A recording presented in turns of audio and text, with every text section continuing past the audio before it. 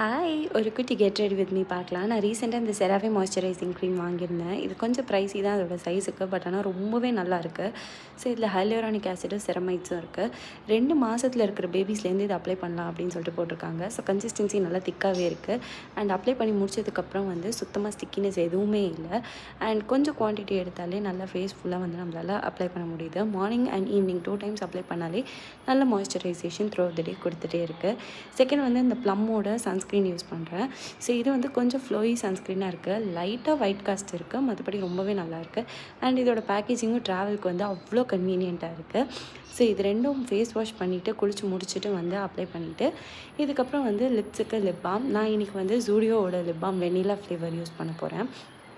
But ஆனால் நான் ரெகுலராக யூஸ் பண்ணுறது லனேஜோட லிப் பாம். அண்ட் இன்றைக்கி ஃபவுண்டேஷன், கன்சீலர் அந்த மாதிரி எதுவுமே போடாமல் வெறும் காம்பேக்ட் வச்சு மூஞ்சியில் கொஞ்சம் ஆயிலியாக இருக்கிற ஏரியாஸ் எல்லாம் ஆயிலினஸ் தெரியாமல் இருக்கிறதுக்கு லேஸாக அப்ளை பண்ணிக்கிறேன். அண்ட் சொன்ன மாதிரி லிப் பாம் அப்ளை பண்ணணும். லனேஜோட லிப் பாம் அளவுக்கு இது நல்லா இல்லை. இது ஆனால் ஒரு டாப் அப் லிப் பாமாக ரொம்பவே நல்லாயிருக்கும்.